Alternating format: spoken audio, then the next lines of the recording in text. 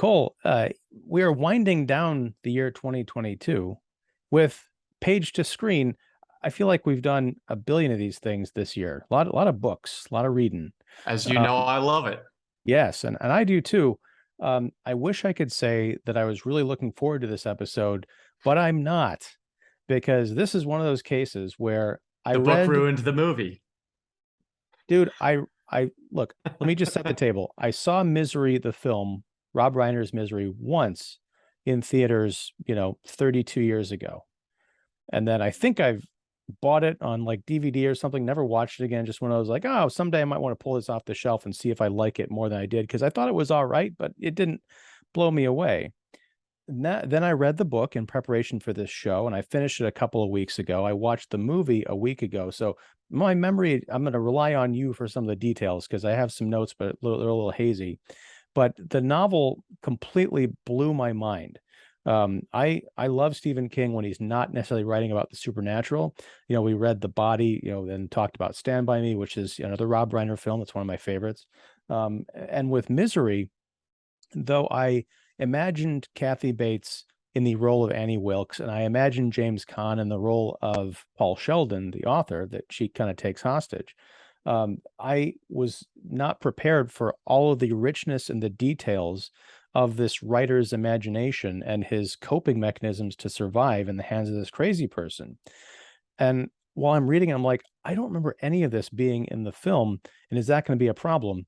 Turns out for me, it was a huge problem. I do not like the movie Misery.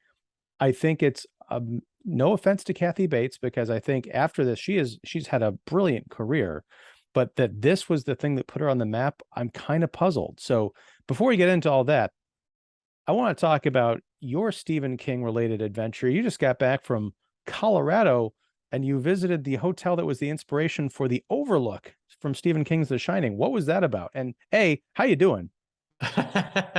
I'm good. No hauntings as yet from this experience, but it was Boo. wonderful. Yeah, right. I went to Estes Park in Colorado with my sister, my wife, and my mother. And my sister is a huge Stephen King fan. I am a large Stephen King fan, I suppose I could say. But I love The Shining, one of my favorite books. So we thought, let's go to the Stanley, which is only about 40 minutes from where my sister lives. And we did the history tour, which kind of tells you about the founding of the Stanley Hotel, and a little bit about some of the famous guests, Stephen King among them, who have stayed there, their stories, and then a tiny little bit of spooky stuff.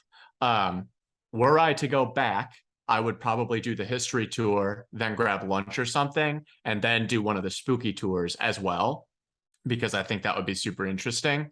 But as it stands, phenomenal place to visit if you're a Shining fan or Stephen King fan. And they tell the story about how Stephen King comes up to the Stanley. He wants to stay there, but it's winter and they're closed. You might be seeing some parallels already. And he just kind of sits there until they give him a room. They give him room 217.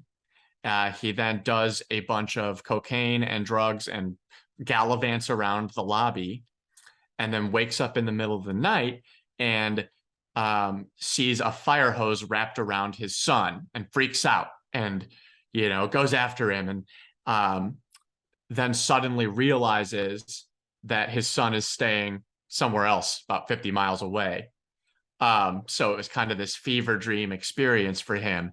And since then, room 217 in the Stanley specifically has had all sorts of different haunts, and they talked about some of the spirits that haunt the hotel generally. Are you saying that since Stephen King told that story, the room has experienced haunts, or was it haunted beforehand? So there's always been haunts generally in the hotel, from what I understand. But I think that was probably one of the main things that happened. Is that, I don't know if that wasn't a haunting, that was just cocaine. Right, exactly. But here's the thing. Jim Carrey stayed in that room while he was filming Dumb and Dumber for about 3 hours.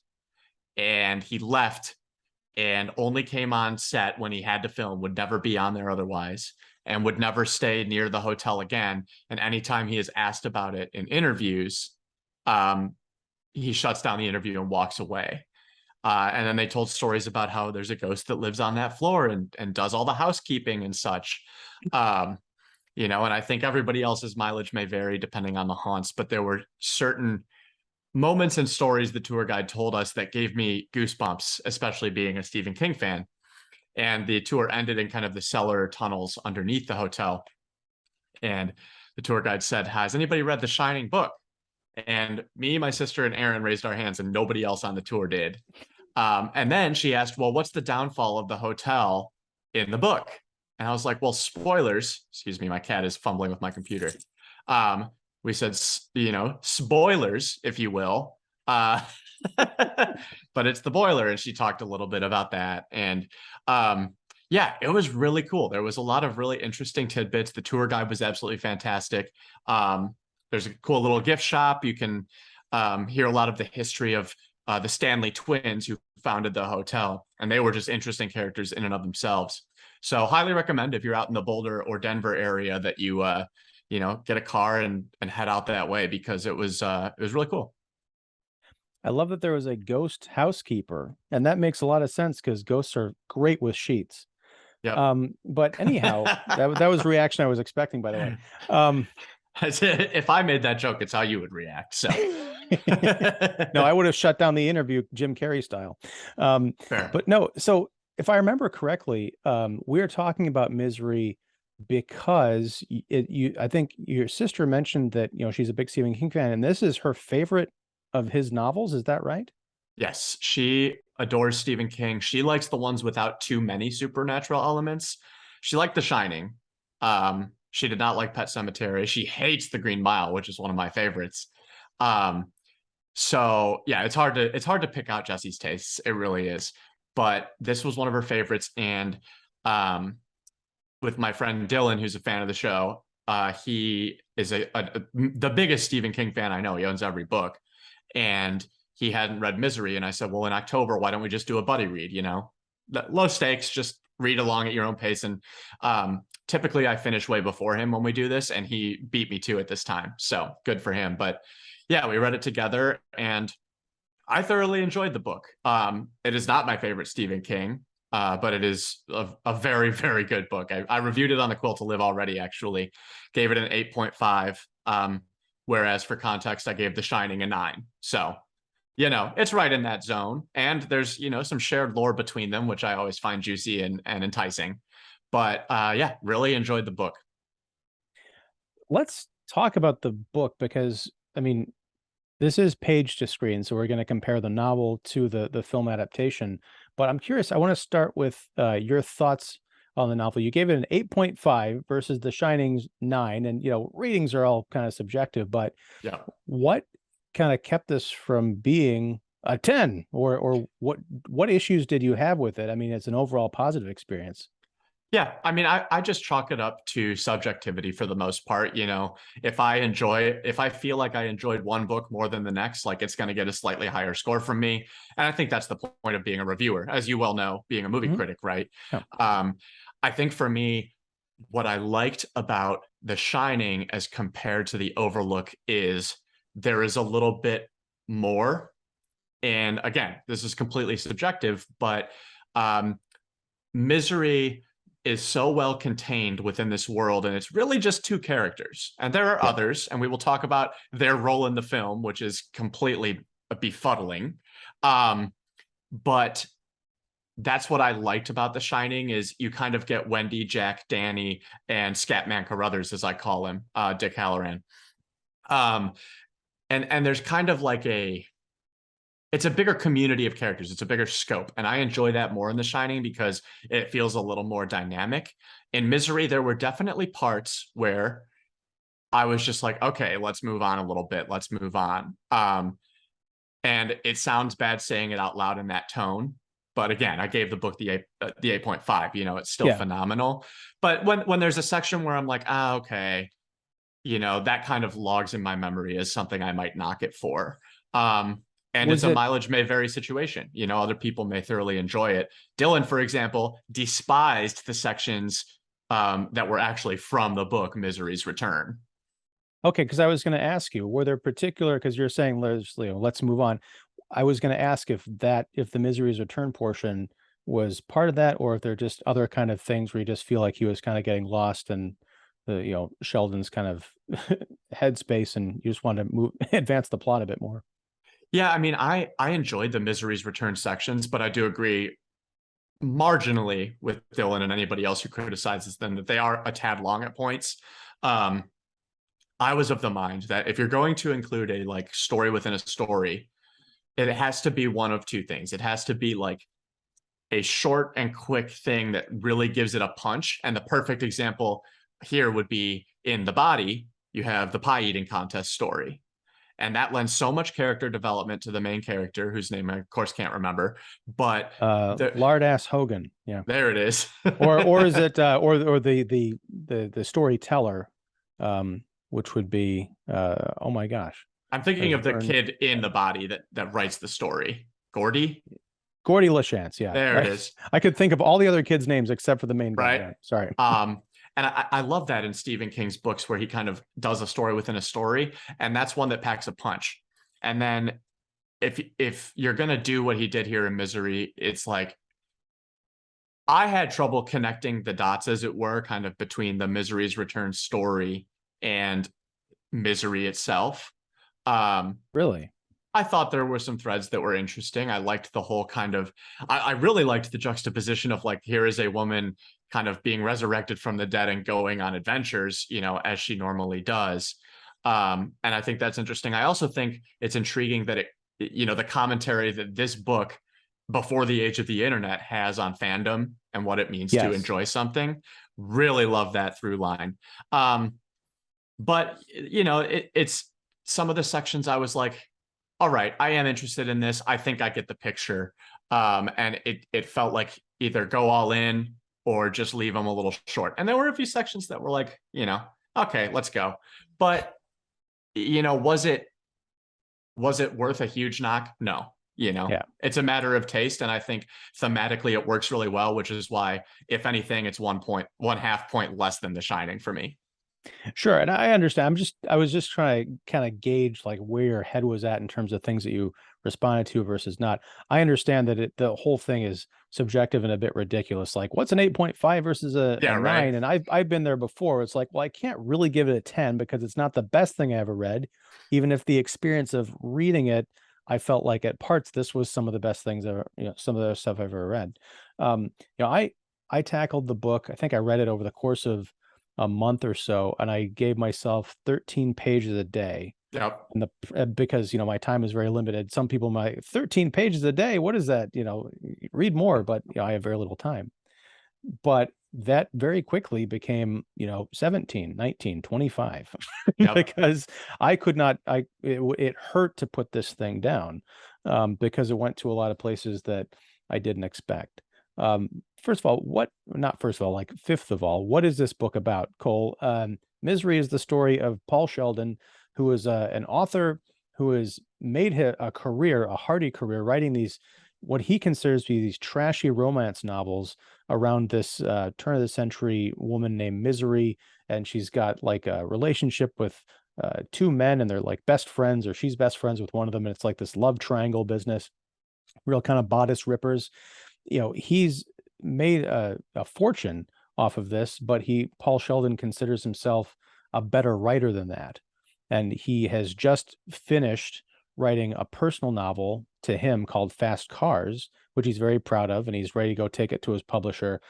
He's driving back from this hotel in Colorado where he writes all of his books, and there's a horrible blizzard that he's so wrapped up in finishing the book and popping the champagne and having that ritual smoke, they didn't pay attention to the weather.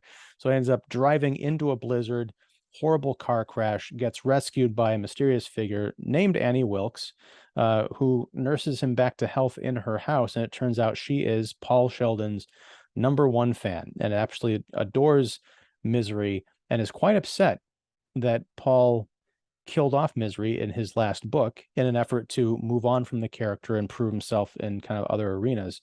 So she forces him to write Misery's Return, which sounds like an impossible proposition because Misery was dead at the end of the last book.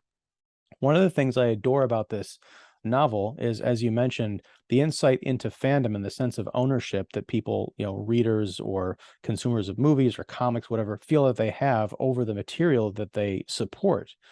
And when Paul talks to, or Annie has Paul write, the first chapter, and she basically just dismisses it and says, no, this isn't good enough because he cheats the reader slash her. And she brings up this great point about watching, movie serials when she was a kid and how they would cheat, and he's better than that.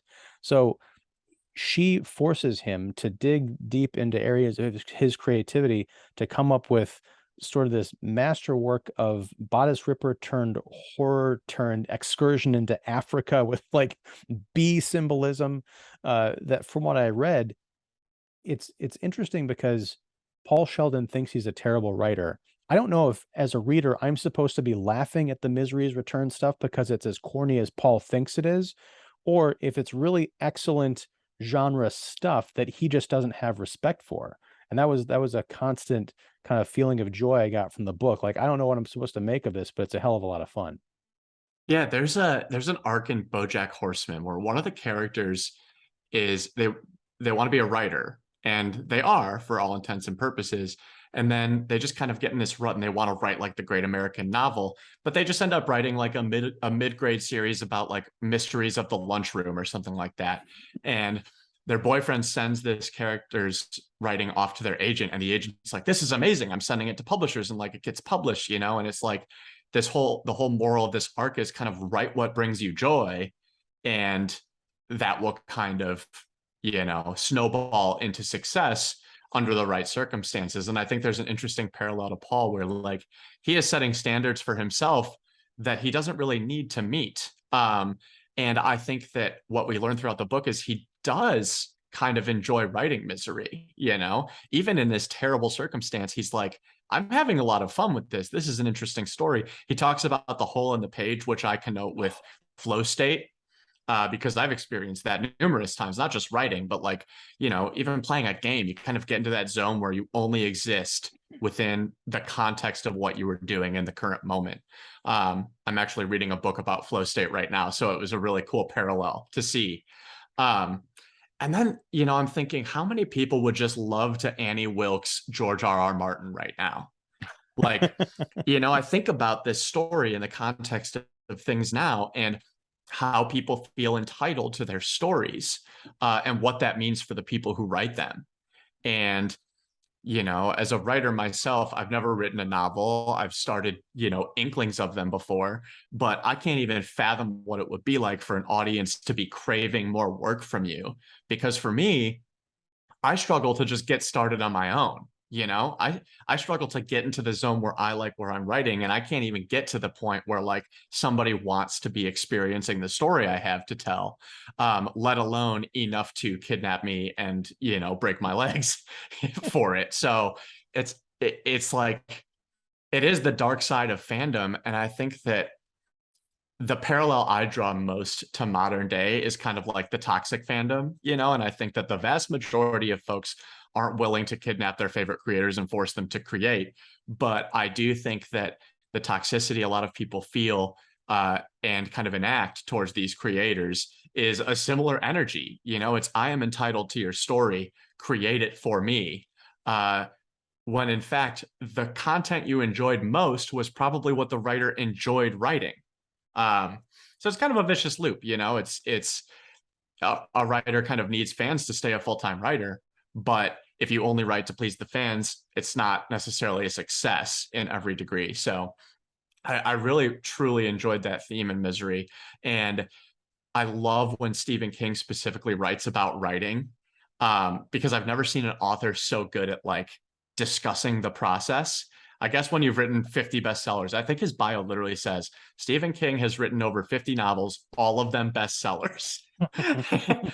So to see somebody who's so good at his craft, also so willing to share it with us, both in fiction and nonfiction, is a real treat. And I think a lot of his commentary holds true, even as somebody who just does, like freelance journalism or writing for my job. When I get invested in a topic, whether or not I'm being paid for it, that hole in the page does appear. And when the hole in the page appears, it means you're writing what you enjoy writing, and it means that like the fans and the audience of it don't matter. And usually it's when I produce my best work. So I really appreciate that about Misery. The movie doesn't really capture that feeling at all.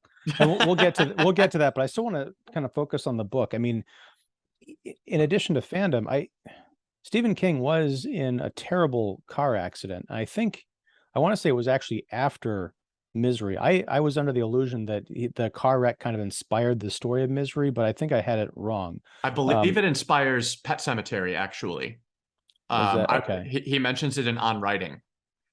Okay, which I have to finish. I only read like 40 pages on writing back in the day, and I still have it. I gotta read the whole thing.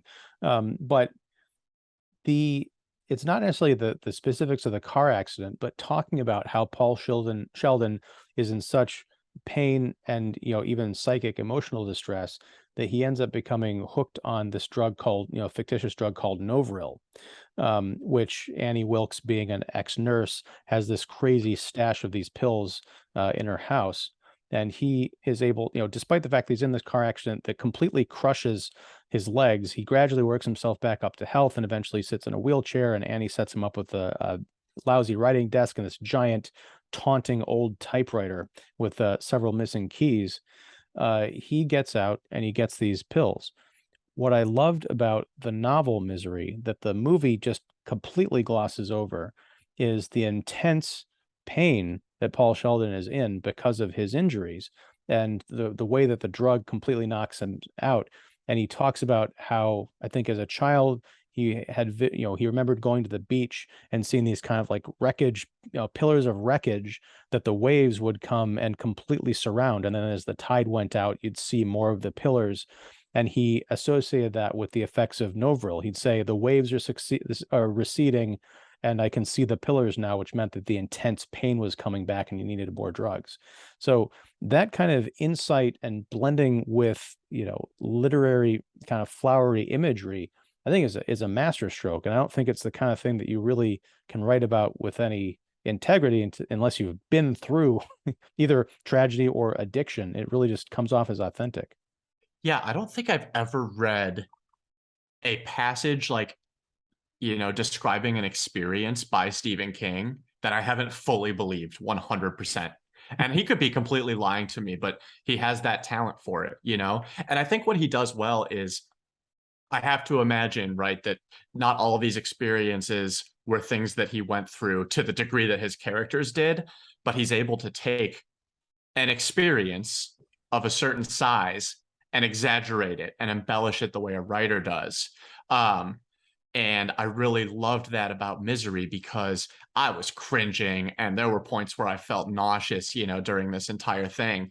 And I'm talking like, you know, I got my dose of the vaccine and had a mild fever and I feel like I'm dying, right?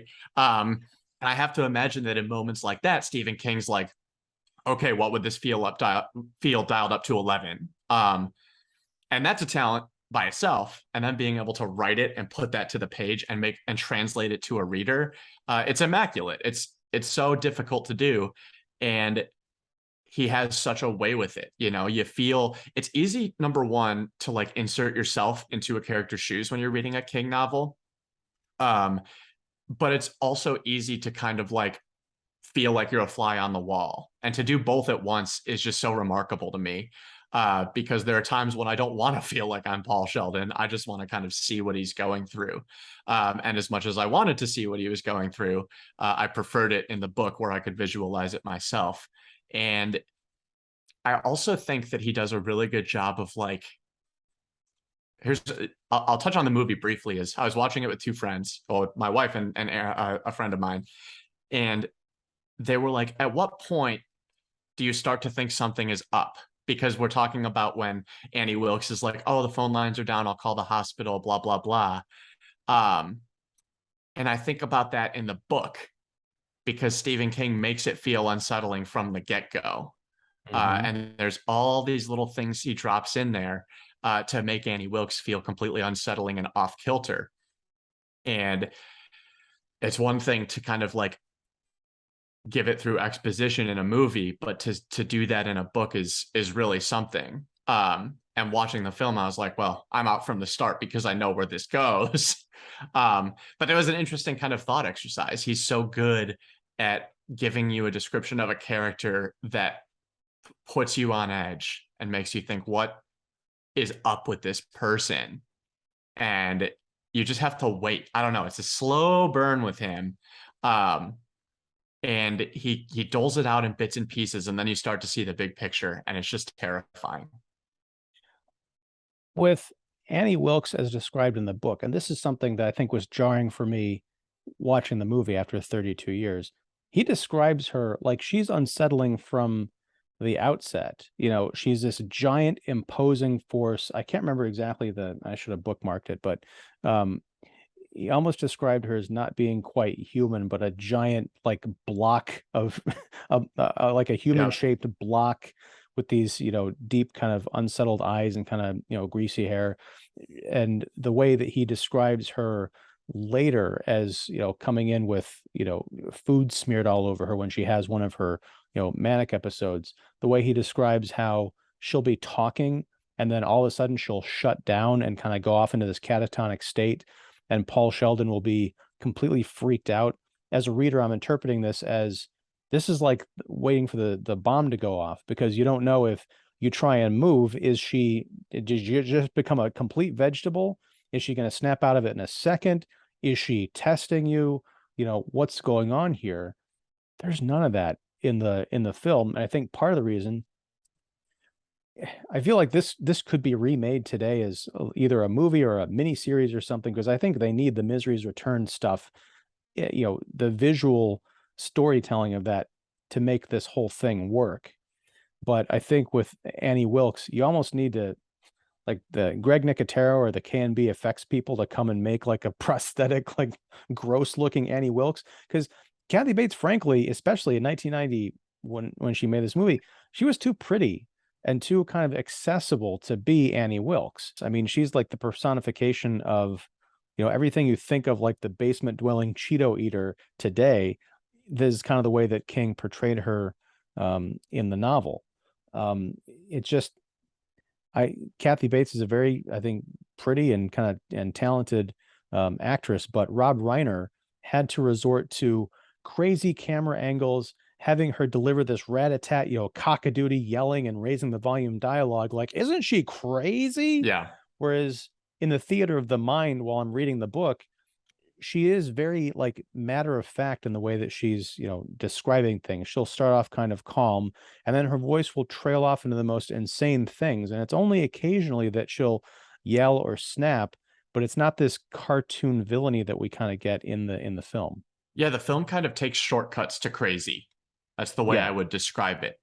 And it's not, I think that Kathy Bates is well deserving of her Oscar for this role. I actually thoroughly enjoyed seeing her portrayal of Annie Wilkes. There's also a RuPaul's Drag Race UK episode where somebody impersonates Kathy Bates as Annie Wilkes for an impersonation challenge. It's called Snatch Game. And it is immaculate. It is unreal how good she is. And I watched it directly after because I had seen it before, hadn't seen the movie, watched it, and it's just spot on. And I think the character is iconic. And to me, the character of Annie Wilkes is an amalgamation of what is in the book. I would say about 80% of what is in the book, and then 20% of what is in the movie, because I do really appreciate like what you were saying, where Kathy Bates has this kind of like cute air about her in this movie. And I think that side of Annie Wilkes is really well portrayed. She feels motherly and welcoming and kind in those moments where she has to appear that way to Paul. And the bits of crazy, I think there were two levels, right? There was the calm and loving, and then there was the nuts. And were they portrayed well? Absolutely, I think so. But there are different levels to Annie Wilkes in the book. There is the catatonic Annie Wilkes. There's the so angry I have to go to my cabin and kill some stuff Annie Wilkes. There is the I'm going to impersonate a pig Annie Wilkes. There's the levels are so much deeper and plentiful in the book is the way I would describe it. And not knowing what you're going to get or what's going to set her off is part of the terror of the book. I think that the movie does her a disservice because yeah, she's capable of breaking Paul's feet or whatever, but like in the book, all the little things she does are somewhat scarier than the bigger things. Like, she chops off his foot in the book, which is awful. But then there's the little things like I put hairs all over my books so that if you opened them, I knew you would, or the phone line doesn't work, or, everything is meticulously plotted out. And there's, she notices the wheelchair marks on the doorway, like, and saves that. She locks it away, like in the Shining Mind box from Dr. Sleep. And she's like, I can bring this out when I need it. And the picture you get of Annie Wilkes in the movie is just a crazy person who can sometimes hold it together. But the picture you get in Misery, the book, is a very sharp and dangerously smart crazy person who has like a lot of cognitive capacity to fuck with somebody. Especially, and this is, again, it's not something that you can really get into in a hour and 40-minute movie or whatever. Maybe if you'd taken out all of the extraneous characters, you could have devoted some time to this. But I mean, how campy was that sheriff? We'll get to him soon and his wife. But in the book, when Paul finds Annie's scrapbook, while she's my favorite scene of the whole book. It's so good. And he's kind of rifling through it, and he realizes that he's seeing her career as a nurse and all the bodies that are piling up. And, she finally gets caught and kind of dragged into court. I can't remember, did she get off on a technicality or something? Because she'd killed a lot of people, and some of them, infants. But she was able to go and live this quiet life, and she got married, and her husband ended up dead. But to what you were saying, Cole, this is a person who's very good at, committing heinous crimes and not getting caught and being able to relocate and kind of move around the country because, again, this is like, I think they were talking like the late 70s, early 80s when this was going on. And the Misery, the novel, takes place in like 1989 or whatever it was, or 87, I think. So it was easier to, I think, disappear into the country and move from place to place with just a handful of paper references. Right. But yeah, in the film, she's just, we see the scrapbook and Paul just kind of like flipping through it, and you see, Annie Wilkes convicted or whatever, or Dragon Lady goes on trial. You miss the rich texture of that entire chapter that's devoted to what was going on, what he was reading about in these pages, and him putting together the picture of who has him held hostage. It's chilling. Yeah. So I think that translating this book to a visual medium presents a challenge, as any adaptation does, obviously. But there's an early scene in the movie where Paul claws his way through the house to try to get the phone, which, if I remember correctly, does not happen in the book. His first escape from the room in the book is in the wheelchair when he gets the Novril to hide away. Right. There is a thing with the phone, but I think in the movie, that's when he's in the wheelchair. Right. And in the movie, the phone has been hollowed out, right, as a visual. In the movie, I think he just realized that it's not, the cord doesn't go anywhere or something like that. Right.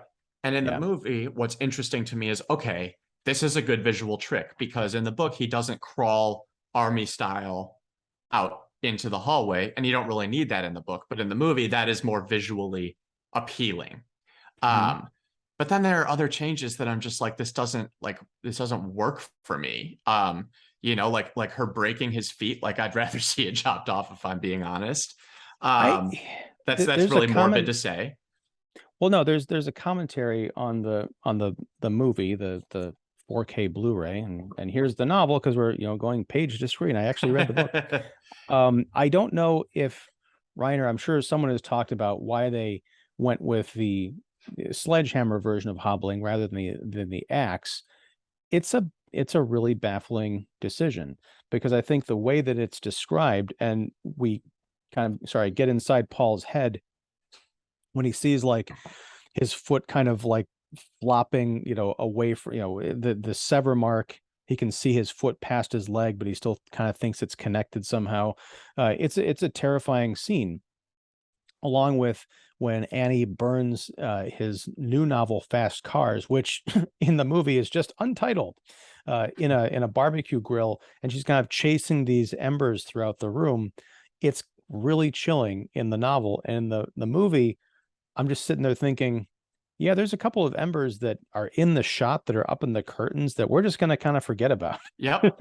Yep. And they're going to start on fire. You know, it's yeah, there are so many things that I just don't think translated that well, whether they were changed or not. I think Paul Sheldon is James Caan, like, fine. He just kind of strikes me as a John Doe in the movie. He feels very everyman. Whereas in the book, he feels like a person dedicated to his craft and struggling with his identity, and what it has become over the course of this career. I do think that some of the lines delivered in the movie are excellent. And one thing I wanted to mention, we talked about it very briefly off air, was my dad referenced this movie all the time when I was younger, and I had no idea. He would call me "you fooler" or "Mr. Man" all the time. And suddenly I see this and I'm like, oh my gosh, like I get it. And some of those, I had seen like bits and pieces of this movie on like TBS, and some of those lines kind of trickle through my brain, as part of like a cultural osmosis process. So it's hard not to read the book in that kind of tone when Annie Wilkes speaks. So I got to give credit to Kathy Bates there. The delivery is just impeccable. But yeah, there were lots of things about the movie that I found very off-putting. One of the biggest ones was, again, these added characters and the way that they're weaved in, because I thought the book did a fantastic job of it. Again, I wrote in my review how I think the scope of the book is really cool. You basically have two characters, and when you experience other characters, it is through the lens of one of the main characters, usually Paul Sheldon. But in the movie, they kind of try to tie in this wacky goose chase that's frankly annoying. I didn't like any of it. And in the book, it all ties in well, narratively speaking, because Paul is at this point where he realizes, like, he is famous. People know who he is, and they know he is missing.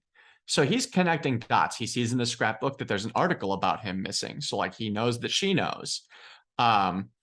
And it also plays into the development of Annie's character, because you see how she interacts with the cops. You see how she interacts with all these people that come exploring, and she's sharp. She's conniving. She has a story plotted for everything, and they buy it because, frankly, it's buyable. It's believable. And that element of the book serves a purpose. It tells us about Annie Wilkes and how she was able to evade capture or conviction for so long. Meanwhile, in the movie, it feels like some sort of weird comic relief, and it's like, am I supposed to root for this guy? Like, I don't give a fuck about this 70-year-old sheriff. Like, I want the cop to show up and him to fight with Annie like he did. I want us to think about the implications of Paul screaming and this cop dying because he revealed himself, right? It's like or the lawnmower scene. Like, there are things in the book that need to be here. Right. And the guilt, when Paul, I think he throws an ashtray out the window when the first, he's kind of a young state trooper shows up to, ask, because they're asking around because Paul Sheldon was missing in the area. And, Paul throws the ashtray out the window, gets the cop's attention, but then Annie Wilkes, she surprises him. I can't remember, did she stab him, right? Or did she shoot him? Because eventually she runs over him with the lawnmower as he's trying to get his gun. I think she stabs him or hits him with something, like the axe in the back, right. I think. Yes. And then later we get, another pair of cops who kind of come around. But the idea of Annie guilt tripping Paul, like, if you had just, stayed quiet, then that guy would still be alive. She's right in a really twisted kind of way, but it's like, what did you expect? He's desperate. I also like the kind of Stockholm syndrome, not exactly, but Stockholm syndrome adjacent feelings that Paul had eventually when the two cops that came afterwards came visiting, and he was so paralyzed with fear that he wanted to like yell out or call out, but his body wouldn't let him. Like he'd gotten so used to being a captive and so consumed with despair that he just couldn't. Now, as far as these, Richard Farnsworth and Frances Sternhagen played Buster and Virginia, the sheriff and the sheriff's deputy. They're a married couple, and aren't they just so wacky? And I kept thinking, like, I remember which Richard Farnsworth being in this movie, but I don't remember how his character played into anything. And we do spend a lot of time with him, like on the phone or asking questions. He goes to the local bookstore and buys all the Misery novels. And his wife rightfully is like, "What are you doing?" And he's like, "Well, if I can't find him, maybe I can look for some clues or understand him." Like, what the hell does that even mean? Feels like this guy's been wanting to read Misery forever and just hasn't found, like, he's too man to do it. He's a closet bodice ripper fan. Yeah. That would be, I watched that movie. But no, and of course he's sitting up in bed and he reads some passage and he highlights it, and then that passage becomes important later. It's just so it's so beneath Stephen King and Stephen King adaptations. But my wife, we watched this together. She had never seen it and she hadn't read the book, and she keeps like pointing out things like, why is this happening? This is dumb. What's this person's motivation? I'm like, yeah, that's what I'm wondering too, because none of this shit was in the novel. But at one point when the sheriff realizes some connection to something that Annie had said or whatever to the book, he drives out to Annie Wilkes' property. And I'm like, yeah, so a 70-year-old guy who suspects that a world famous author has been kidnapped by a lady who's known in town to have been suspected of murdering multiple people goes out there by himself. What the fuck? Yep. And wanders her house alone when he knows she's lurking. Especially, she's like, "Oh, I'm gonna go put on some hot cocoa," and he's like, "All right," and then he loudly like walks up the stairs and walking around the house. Yep. What is this stupid shit? Annie is made to feel like a spiritual like force essentially in the movie and in the book to a degree. And that brings me to something I had to discuss with you, which is I believe that Annie Wilkes has some degree of The Shining, and that she is susceptible to malevolent forces. I think that she is already kind of like predisposed to being malevolent, and they mention in the book, you hear the term the Overlook Hotel. Yeah, and the guy who went crazy there or something like, yeah. And I immediately texted Dylan and I was like, I think Annie has The Shining, and some residual dark supernatural force is working through her in a way because it sees her as an easy target, kind of like Jack Torrance. And this is, again, complete headcanon, but I love to think of it. Well, I was gonna say, like, what helps fill in that headcanon? Because I just don't see it, but I'm not saying that you're wrong. I just feel like there'd be more. It is such a small scale story. Maybe if you're talking about like the murders and stuff and the way she was able to get away with that stuff relatively easily, maybe. But what kind of clued you into that besides the reference to the Overlook? Well, it was mainly the reference to the Overlook. And I'm not saying I'm like, the island of conclusions is way over there and I'm leaping to it. Like, this is not a well-researched take. This is not an hour and a half long YouTube video essay with a bunch of evidence. This is a Cole gets a vibe and he rides it to a conclusion. But it is more of a choice, knowing that Stephen King likes to drop those little Easter eggs here and there. And I think about, okay, well, the Overlook was a pretty massive malevolent force within the Colorado kind of area in which this takes place. And I think about how The Shining, if you have it to some small degree, as I believe Jack Torrance did, you're more susceptible to being coerced into doing terrible acts, or maybe you're more susceptible to a force kind of like influencing you. If you're already doing bad things, you're kind of just like there for it, for the taking. I think Annie started off as off and dark and bad, but in my head, that's kind of the influence of some sort of supernatural in there without any overt mention, without any direct evidence. But I read that and I was like, she might. And then I got to thinking, and I was like, and by then I got to thinking, I mean, like, just now I got to thinking that Paul Sheldon sits at a typewriter and is kind of, working away at this book. And it reminds me of another character who was working away at a typewriter, much less productively, might I say. And the kind of hole in the page, that could also be a manifestation of The Shining in my head canon, which is, you have access to this kind of otherness. And if you channel it the right way, you can use it to do pretty extraordinary things. And maybe Paul doesn't like Misery so much because he feels like it's not completely him, right? He feels like he's better than it. Again, complete headcanon, island of conclusions. I'm booking a one-way flight. I mean, I like the theory, but I also, that's the kind of thing that the novel invites you, I think, to come up with these kinds of ideas and connections, and even not specifically that, because I can't go with you on that plane to the island, frankly. But it's a beautiful theory. But no, like, I'll send you a there's just- postcard. Okay. There'll be a postcard of the Overlook. No, there are these little details that I think are so key to Annie and Paul's relationship that are in the book. For example, the typewriter is missing an N, I think is the first letter. And eventually these other keys start kind of falling out. I want to say like it ends up being like the letters that make up the end are the ones that fall out. It just kind of ends up being like, I know T like is one of them. T, N, I think E, and maybe D. I could be wrong.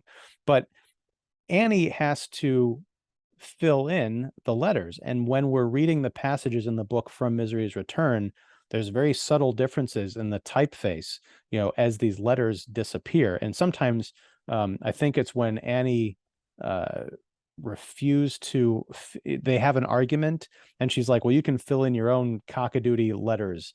And so the next passage we see, there's just a bunch of missing letters and we have to kind of piece together, what the hell words is Paul writing? But it's that kind of cleverness that I think really sells the book, on top of the movie does something that the book refuses to do, from what I remember, because it's so fucking stupid. In the movie, Paul, when he gets the Novril caplets, he immediately starts squirreling them away under his mattress and saving them, because he's going to do that whole thing of like, I'm going to trick her into having dinner with this, and when she gets up to get more wine, I'm going to take the crushed caplets and put it in her wine, but oops, she spilled the wine, so now that whole plan is out the window.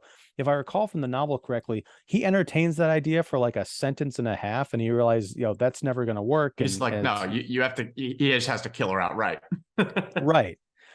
But in the book, the pills are still very important. He does squirrel them away because he is in such pain that he ends up becoming a fucking drug addict when he's in the care of Annie Wilkes. She gives the 2 pills, twice a day. And by the time the cycle ends, and when she comes, they never touch on that. Like, James Caan is pretty good in this movie, but I was hoping that we would get like strung out in severe pain, drug addict, I need this pill Paul, which we only get in the scene where he was out in the living room. Annie comes back and he's like sweating and stuff because he had barely made it back in the room. He's like, why do you think I'm all sweaty? Because I need my pills. I wanted the authentic version of that throughout this story, because it's such a rich part of the novel and helps paint how important escaping into the novel for him as a creator actually is. Yeah. It's like he's almost on 2 drugs, one to ease the physical pain and one to ease the mental.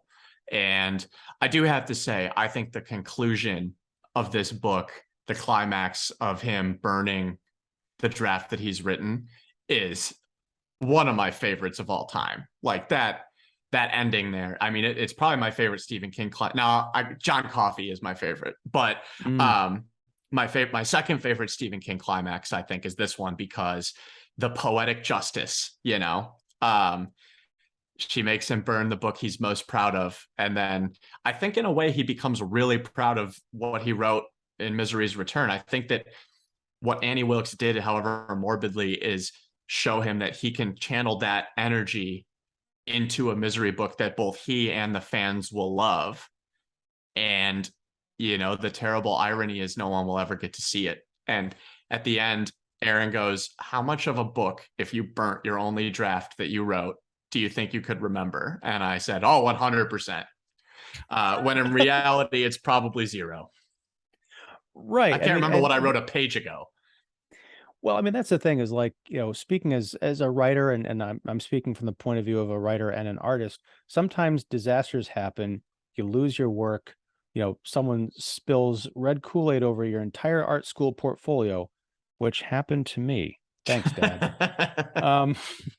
What it forces you to do is get really creative. And if you have to go and recreate something you've done, chances are it comes out better. I mean, it's always different, but a lot of times you can dig deep and come up with the essence of that thing, but also channel the energy of the frustration of having to go back into that well and turn that into some, you know, creative energy and come up with something, you know, better than before.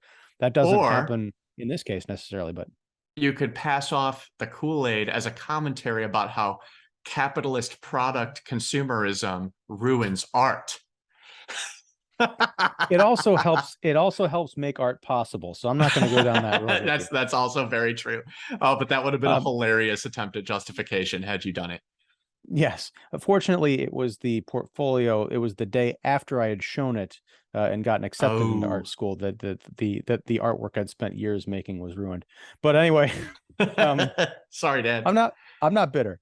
But okay, so yeah, there's tremendous commentary on creativity here. I love that Paul's way out of, you know, the misery trap is to write a horror novel. And Annie Wilkes, you know, she feels a certain kind of way about it, and he kind of has to hold her off and say, no, trust me, I know where this is going. I'm trying to be honest here, and you've made the parameters very clear, so I have to kind of delve.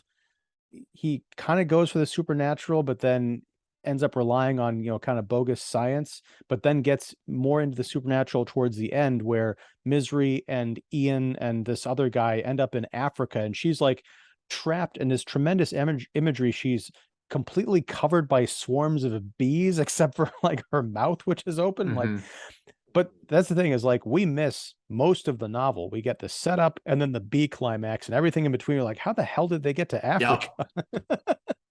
So again, it's me painting things in with my imagination. Yeah, there's so much there that begs out to be realized on film, or just say, we're never going to be able to make this, especially in 1990. So let's just not adapt it. Yeah, there we go. Problem solved. We would have been deprived of the great Kathy Bates, which, I mean, I'm not as enamored with this performance as I think everyone else is, mostly because I see what that character was in the book. I'm like, this is a cartoon version that occasionally has moments of, you know, real empathy and kind of dread, like when she's got the pistol and she's kind of depressed and realizes, you know, she says to Paul, like, they're going to be coming for us soon. I wanted to see more of that Annie Wilkes. I also wanted to hear more about or actually see a bit with the drifter that she killed, the one that I guess spurned her advances, that Paul kind of puts together, and, you know, to show that she's not only you know, had a past where she was murdering people in her capacity as a nurse, but actually killed someone in a very similar situation to what he's in now. Yeah, just so much left out. Yep. And how also poetic that she captures him and makes him resurrect a character that he killed, you know, under good graces for himself, and then forces him to kill her. Yes. And also, when we talk about, we get glimpses into Paul's life as a writer, where he talks about how he squandered a lot of his, you know, freedom, you know, when I can't remember the exact passage, but he's talking about how he's getting into such a writing groove, you know, writing Misery, that, you know, when he was like a hungry young author, and then he became famous. And as much as he'd like to remember pounding out novels like he was in Annie Wilkes's, you know, care, a lot of it was going out to bars and, you know, hanging out, or just like watching TV and not, you know, perfecting his craft. it almost a commentary on sometimes it just takes an extreme situation or extreme concentration to actually sit down and do the work so you can become the artist that you always considered yourself to be. Yep. And look where it got him. And then it ends with, his agent saying, I would love a nonfiction account of what happened, which to me is just a beautiful kind of cherry on top of the cake that is Misery, because that's what we just read. I do like the way the movie ends. Um, he's talking with his agent in that restaurant, and the waitress comes up with the cart, and it's like, I'm your number one fan, and it is Kathy Bates, but then it's this other actress. I feel like that is the one glimpse into deeper psychology of like, this guy's never going to be the same again.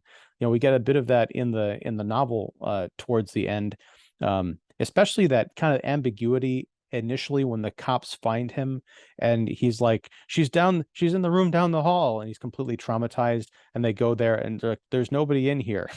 Yeah. And we as readers don't find out for another like chapter that she had, she wasn't some kind of like a phantom who's still out there and could potentially get him. She actually had stumbled her way into the barn and died. But that was a nice little bit of trickery on King's part.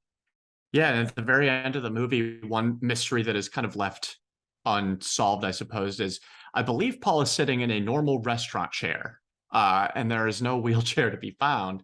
And I kind of wonder, like, how did his legs turn out? How did his feet turn out? Did he? Because there was some talk about like prosthetic legs or something. Or are you talking about in the movie or the book? In the movie specifically, because in the book, you're right. He mentions it, and it kind of leaves it hanging as well.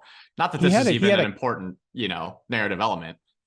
He had a cane, I think, at the end of the book. Mm-hmm. So this was sometime later, because I think he was celebrating another book coming out. So this is sometime after, you got to imagine he's been through like rehab and physical therapy and all that stuff, but he's still never going to walk properly. But yeah, in the book, he gets both feet hobbled. And in the movie, in the movie, he gets both feet hobbled. In the book, he has one. She only cuts off the one foot, right? She doesn't go for both of them. Yeah. Because he itches it with his other foot. He itches the phantom foot. Right. Well, that the description of that is spot on. So any final thoughts on Misery? It's fun to discuss this, but I'm also, for anyone out there who thinks that I'm just like ragging on this film because I like to, talk about bad movies, I don't think it's a bad movie unless you've read the book. And this is always a puzzlement to me. Like, how can you be a fan of the novel Misery, so much of a fan that you turn into an international bestseller, and they're like, Hollywood's like, we're going to make a movie, and we're going to make a movie that is almost unrecognizable from the source material, which, again, we can draw parallels to like modern day fandom and why there's so many people who are pissed off about stuff. It's just, yeah, I don't think I'll ever get it. But if I'd never read the book, I'd think the movie was pretty good, as I did when I was 13. Now, having read the book, I'm having flashbacks to Ready Player One all over again. Yep. Pretty much the same. It is an adaptation in a loose sense of the word. And I've sort of learned as a reader to just accept that most people will choose to watch a movie instead of read the book, and their experience will be all the more shallow for it. Yeah, the book is a great movie, especially in Misery's case. All right, sir. Well, I've prattled on long enough. Cole Rush, tell me, what do you got going on? What can we help you plug here? The platform is yours. You can find my pop culture writing at tor.com. And if you're at all interested in sports betting, Forbes betting, many other sites, Gaming Today, bonus.com, all sorts of stuff like that. And I've been noodling the idea of a weekly newsletter. So I'll report back on that next week or next month. Okay. Yeah, next week, way too soon. I won't have time to watch a movie or read a book.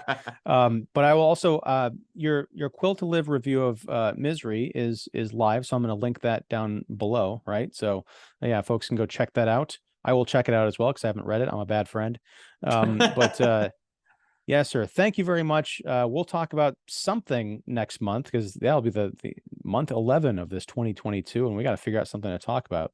I think we might just stick with a movie because we're talking about a huge book at the end of the year, Lord of the Rings: The Two Towers. That's going to take a while to get started, but yeah, we'll talk some more. So thank you, man. All right. It's been a pleasure as always. Catch you later. Yes. All right, man. Take it easy.